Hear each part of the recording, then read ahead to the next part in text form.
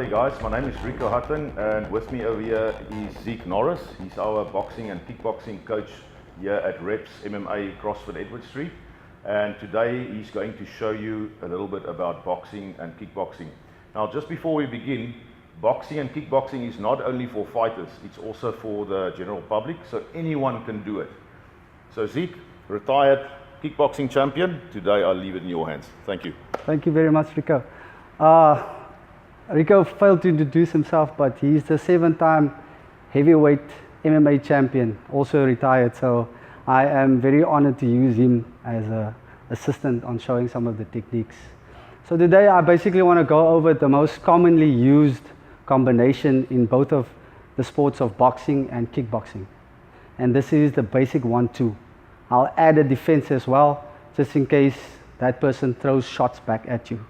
So the 1-2 was basically designed, or it is a combination designed to stop an opponent that's aggressive, that comes forward towards you, and you need to put that person dead in his tracks.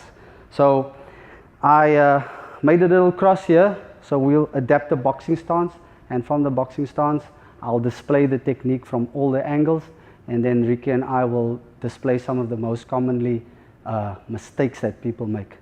So from a front view, adapting my boxing stance, the toe to heel and the on guard, and from here I'll just display. From this view,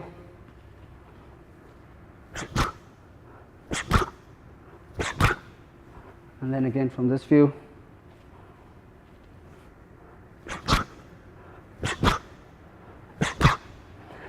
Okay, so now let's break down what exactly was happening.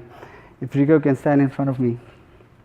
Okay, so when facing an opponent in boxing, you don't want to have your shoulders square, firstly with the stance and on guard. If I should have my shoulders square and I would cover up on guard, my chin will still be exposed. So Rico can come around with hooks and clip me on the jaw. So for boxing, you want to have a more side stance. That's why in European style boxing, they adapt the toe to heel stance and on guard. Your guard, your front hand, you want to defend the front of your face, and then the shoulder shrugged up as a secondary defense. Should a shot come to the jaw or any hook come to the jaw, your shoulders are there to defend it. If I was square, my shoulder wasn't available and he would have probably clipped my jaw. So the stance is very important. It sets the foundation for the 1-2 punch. Then the right hand will be covering this side of my jaw. If we can just swap around.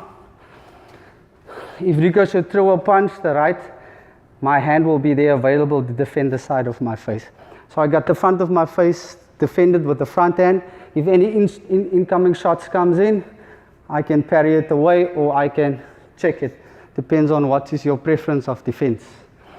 From here, we launch our punches. Okay, what I do with the jab is just a setup punch. So you don't want to throw a lot of power into this punch. You just want your opponent to stop if he should be progressing forward towards you. The second punch, the 2, is the one to cause damage. So if an opponent is a little bit away from me and he closes distance, I'll just pop out that jab just to stop him dead in his tracks. And from there, to set him back, I'll execute the 2. Okay? If you throw these punches, especially on the 2, I want you to visualize yourself on a clock system. When you throw the 2, your hip will be more or less starting off at the 5 o'clock if I'm standing on a clock. You need to have the hip rotation on the 2 to land more or less on the 2 o'clock. Common mistakes is people throw the 2, but then they don't fully rotate the hips. The problem with that is if we're facing a fighter, I'm taking away some of my range. So if I rotate, say about till the 3 o'clock, I took about 6 inches away from my range. And that's a difference from missing the punch or landing the punch. So the rotation of the hip is very important for you to utilize during the operation of these 2 techniques. Another thing that I can add, common mistakes people do, they overcommit on their punches. Okay? For example, people tend to throw their bodies off their axis. And when you do this, the follow-up combinations that you throw will be very difficult because your legs are not underneath your body.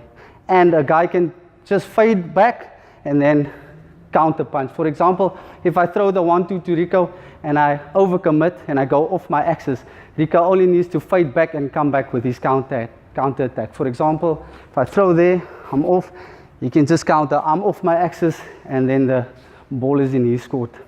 So it's very important to execute your technique correct, and the base that you're operating from is your stance and guard. That's about most of the tips that I can give to you. If you want to learn more, you can come here at our gym at Raps, and then I'll give you inside detail on the techniques. Thank you very much.